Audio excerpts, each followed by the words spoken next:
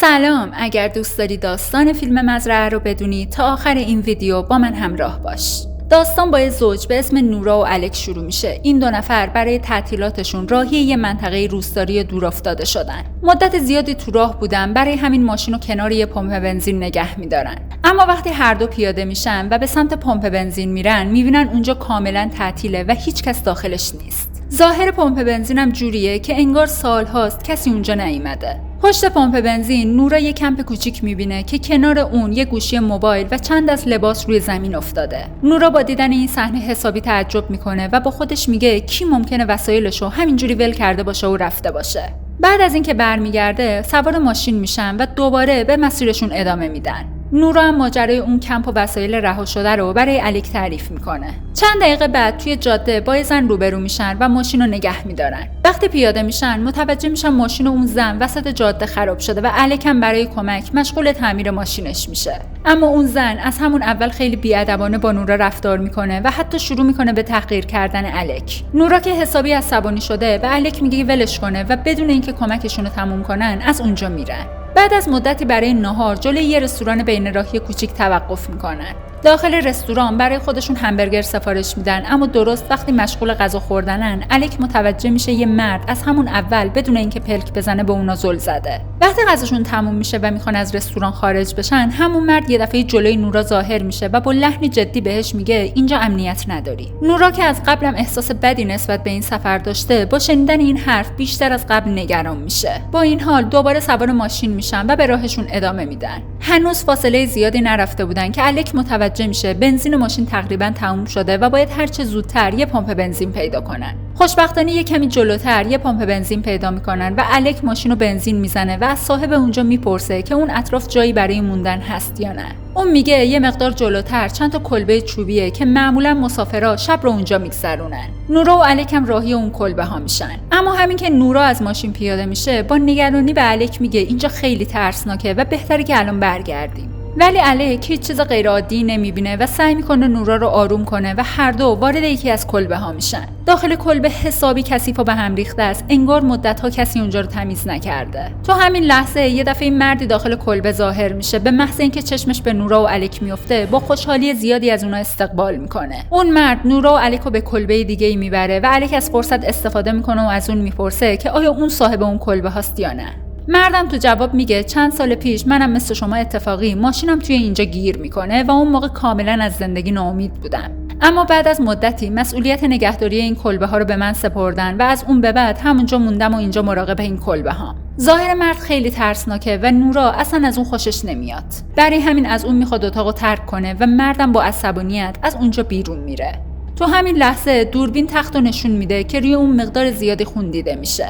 اما نه نورا و نه الک متوجه این موضوع نمیشن. شب از راه میرسه و نورا و الک روی تخت خوابیدن. اما زیر همون تخت یه کسی مخفی شده. یه کمی بعد آروم از زیر تخت بیرون میاد. اون مردیه که ماسک گوسفند به صورت داره و با نگاهی عجیب و ترسناک به نورا و الک خیره شده. صبح روز بعد نورا با وحشت از خواب بیدار میشه و میبینه داخل یه قفس آهنی توی مزرعه زندانی شده. در قفس هم با قفل بسته شده. اون کاملا شوکه و وحشت زده است و اصلا نمیفهمه که چرا اونو به اونجا آوردن. نورا با تمام توان شروع میکنه به صدا زدن الک، اما به جای اون دو تا مرد نقابدار وارد میشن. یکی از اونها مایع روی بدن نورا میریزه و چند ثانیه بعد نورا بیهوش میشه.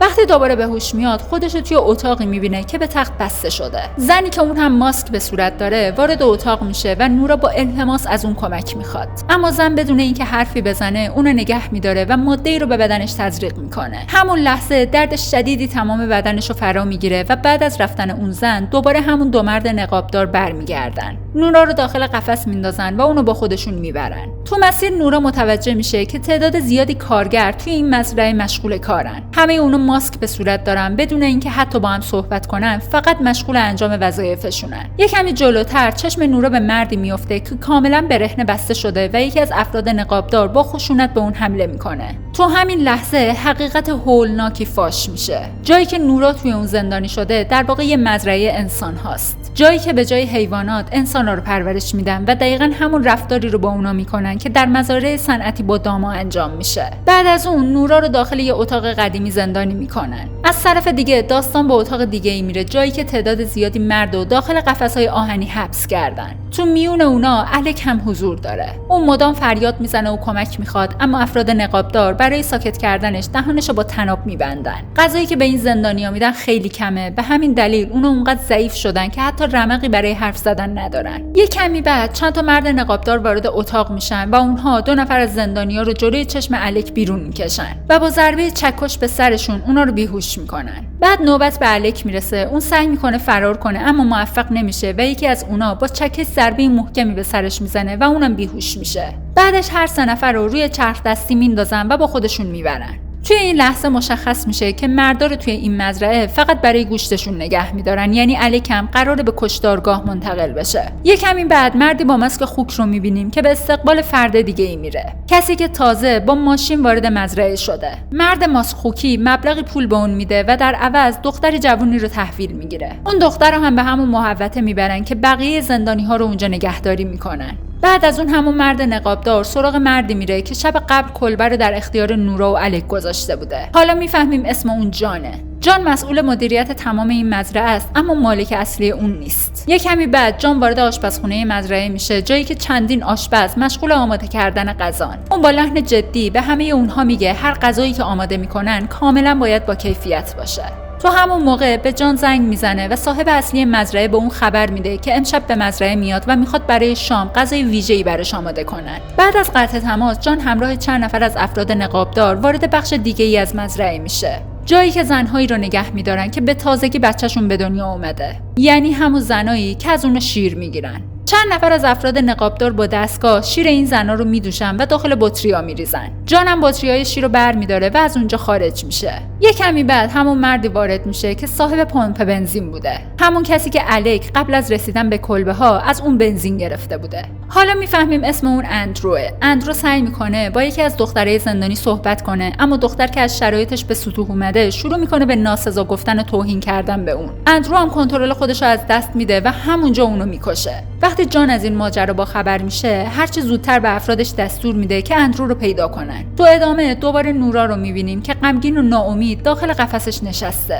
یه دفعه‌ای صدای زنی رو از قفس کناری میشنوه. وقتی از بالای دیوار نگاه میکنه، زنی رو میبینه که دستگاه شیردوشی به بدنش وصل شده. نورا دلش برای اون میسوزه و سر صحبت رو باهاش باز میکنه. اون زن میگه بارها مجبورم کردن که بچه دار بشم و چند بارم بچه سخت کردم. اون میگه دیگه نمیتونم باردار بشم، یعنی دیگه هیچ ارزشی برای اینو ندارم و به زودی منو میکشن. نورا ازش میخواد که فرار کنه، اما زن با ناامیدی جواب میده بارها امتحان کردم و هر بار منو پیدا کردن و برگردوندن. تو همین لحظه زن دیگه‌ای به نام اشلی که توی قفس سوم زندانی وارد صحبت میشه. نورا به اشلی و اون زن بیمار قول میده که یه راه فرار پیدا میکنه و هر طور شده اون رو از اونجا بیرون میبره. از طرف دیگه یکی از افراد نقابدار بالاخره اندرو رو پیدا میکنه و اونو پیش جان میبره. جان خیلی عصبانیه، برای همین اونو به آشپزخونه میفرسته تا غذای زندانی‌های مزرعه رو پخش کنه. اما وسط کار سطل غذا از دستش میفته و تمام غذاها روی زمین میریزه. اون از ترس دوباره شروع به فرار میکنه و در حال فرار وارد یک گلخونه میشه. یکی از گیاها رو برمی‌داره و اونو برای جان میاره. جان برخلاف انتظار این بار عصبانی نمیشه، چون میدونه اندرو از نظر روحی و روانی وضعیت پایداری نداره و علاوه بر این برای اونم آدم مهمیه. به خاطر همین اشتباهشو میبخشه.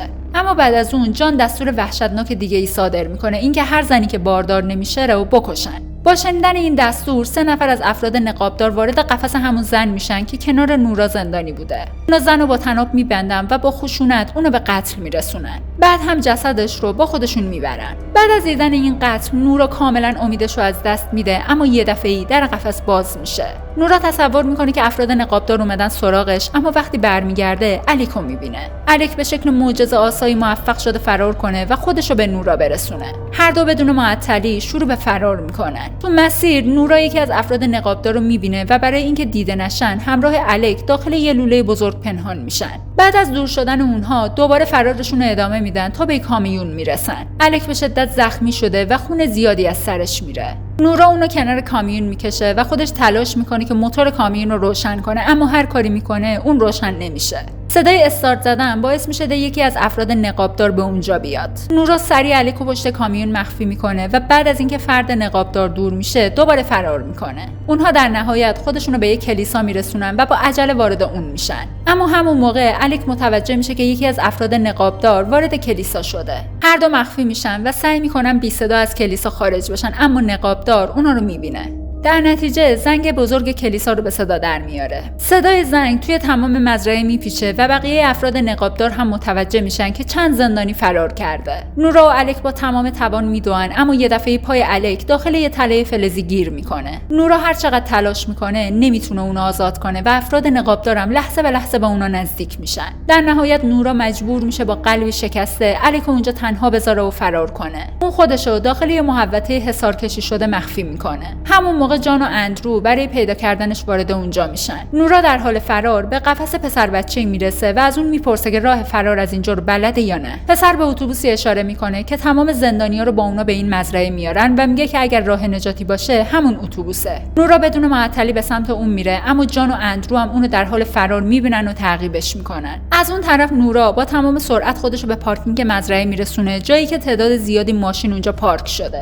تو همین لحظه چشمش به یکی از افراد نقابدار میفته. بی سر و صدای چکش برمی‌داره و از پشت ضربه محکمی به سر اون مرد میزنه. نورا بدون اینکه لحظه‌ای معطل کنه سوار یکی از ماشینا میشه. همون موقع میبینه چند نفر از افراد نقابدار با سرعت به سمتش میدوئن. اون سری ماشین رو روشن میکنه و تلاش میکنه از مزرعه فرار کنه، اما هنوز فاصله زیادی نگرفته که ماشین خاموش میشه. نورا از ماشین پیاده میشه و شروع به دویدن میکنه و اون خودشو به همون محوطه‌ای میرسونه که قبلا داخل اون زندانی بوده. تو همین فرصت زنی به نام اشلی رو هم از قفس آزاد میکنه و هر دو با تمام توان به سمت اتوبوسی میدوئن که کمی اون طرفتر پارک شده. اونا با عجله وارد اتوبوس میشن و نورا پشت فرمون میشینه و سعی میکنه اتوبوس رو روشن کنه، اما خیلی زود متوجه میشه که سوئیچ داخل اون نیست. برای همین اون و اشلی مخفیانه به ساختمون کناری میرن و بعد از کمی جستجو بالاخره سوئیچ اتوبوس رو پیدا میکنن. هر دو دوباره با عجله به سمت اتوبوس برمیگردن، اما درست وقتی به اتوبوس میرسن اشلی یه دفعه همونجا خشکش میزنه و دیگه قدم از قدم بر نمیداره.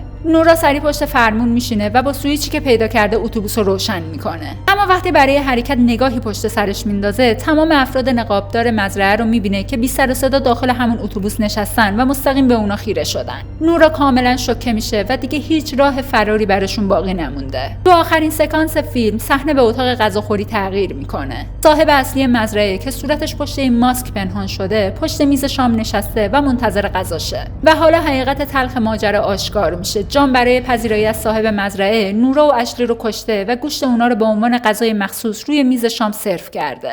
ممنونم که تا اینجای ویدیو همراه من بودین. اگر ویدیو رو دوست داشتین لایک و کامنت رو فراموش نکنید.